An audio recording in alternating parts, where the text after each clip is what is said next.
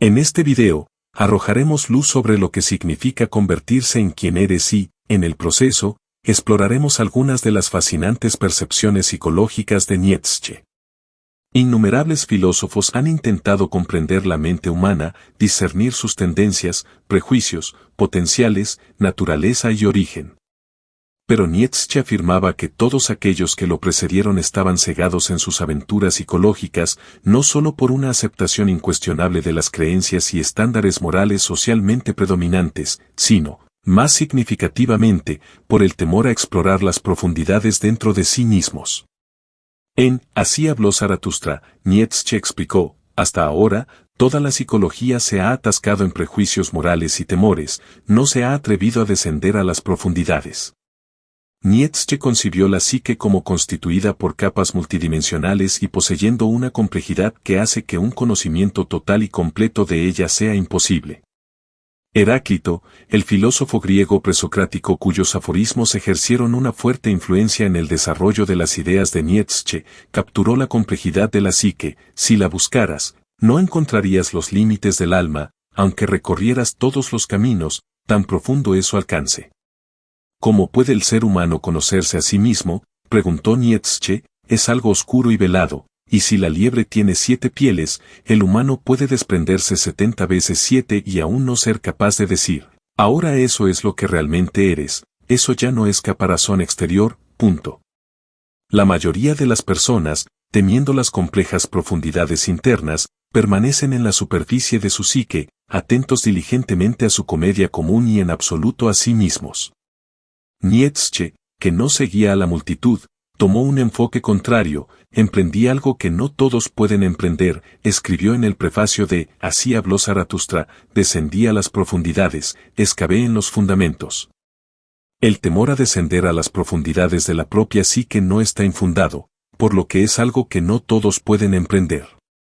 Para aquellos que carecen del coraje suficiente y no están dotados para las investigaciones psicológicas, un descenso voluntario en las bases internas de la mente podría generar locura temporal o, en casos raros, permanente.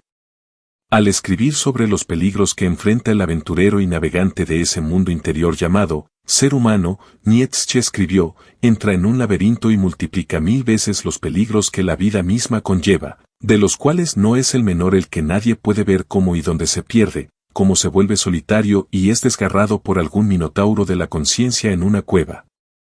Aunque explorar las profundidades internas puede ser un peligro insensato para muchos, es un esfuerzo necesario para unos pocos.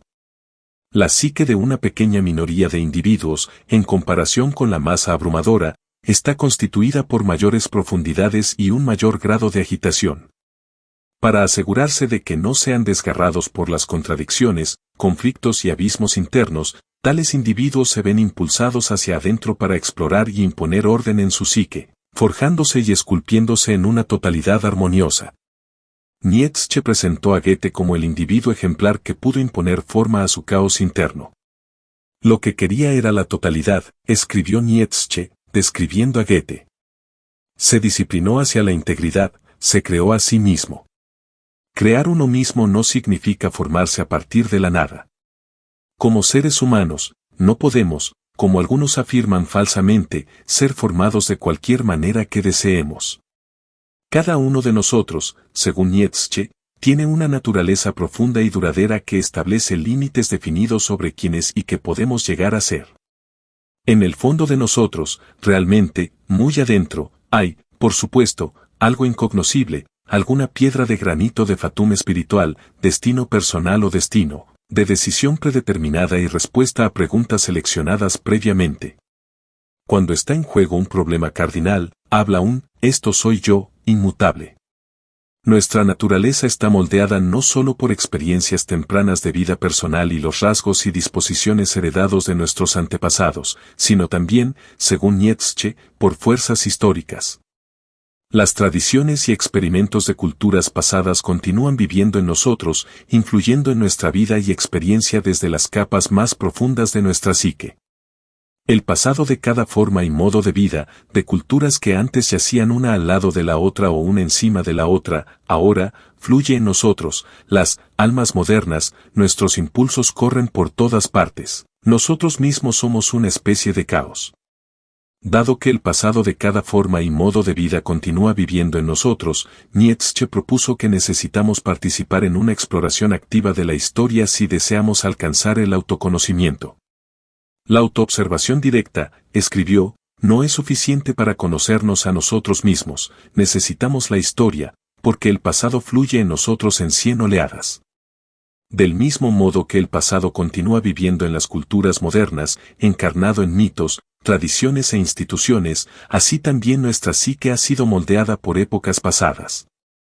La tendencia del individuo moderno a sentir que ha sido arrojado arbitrariamente y abandonado en un mundo absurdo es el resultado directo de carecer de lo que Nietzsche llamó un sentido histórico, de no tener una conexión consciente con el pasado y, por lo tanto, de no profundizar sus raíces a través de las capas de la historia.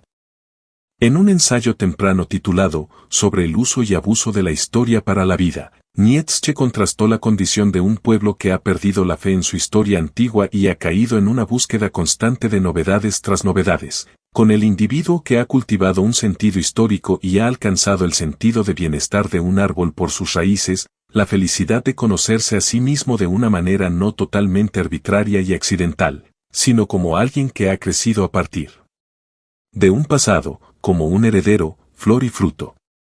Pero no solo las culturas de los milenios pasados continúan viviendo en nosotros. En las capas más profundas de nuestra psique existen impulsos y motivaciones prehistóricos.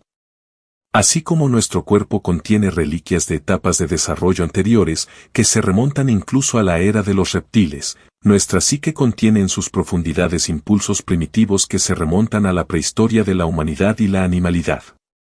Cada ser humano, sin importar cuán civilizado y desarrollado sea en la superficie, sigue siendo un animal y un hombre arcaico en las profundidades de su ser. He descubierto por mí mismo que la antigua humanidad y la animalidad, escribió Nietzsche, de hecho, toda la edad primitiva y el pasado de todos los seres sensibles continúan en mí para crear, amar, odiar, inferir. En estas capas no civilizadas residen lo que Zarathustra llamaba la bestia interior, inclinaciones potencialmente destructivas que pueden apoderarse del ser humano, como el impulso a la agresión y el deseo sexual desenfrenado. En lugar de abogar por la represión de la bestia interior, Nietzsche recomendaba explorar y familiarizarse con estos vestigios potencialmente destructivos del pasado antiguo. Así como un río enojado puede ser aprovechado para obtener energía, de la misma manera las capas no civilizadas de la psique, si se canalizan y manejan adecuadamente, pueden vitalizar la vida. La forma de pensar más miope y perniciosa quiere secar por completo las grandes fuentes de energía, esos torrentes salvajes del alma que a menudo fluyen tan peligrosa y abrumadoramente, en lugar de tomar su poder al servicio y economizarlo. Pero no solo residen en las capas prehistóricas de nuestra psique impulsos y motivaciones destructivas, también existe lo que Nietzsche llamó el animal divino, instintos antiguos, impulsos inconscientes reguladores e infalibles que permitieron a nuestros ancestros sobrevivir e incluso prosperar en entornos difíciles e inciertos antes de la aparición de la forma de conciencia moderna. El individuo moderno ha perdido casi por completo el contacto con estos instintos antiguos. Confiando únicamente en su conciencia, su órgano más débil y falible, tropieza ciegamente por la vida, sin darse cuenta de que en los rincones de su mente hay ayudantes arcaicos que, si supiera cómo aprovecharlos, podrían ayudarlo en las numerosas situaciones en la vida donde la conciencia falla.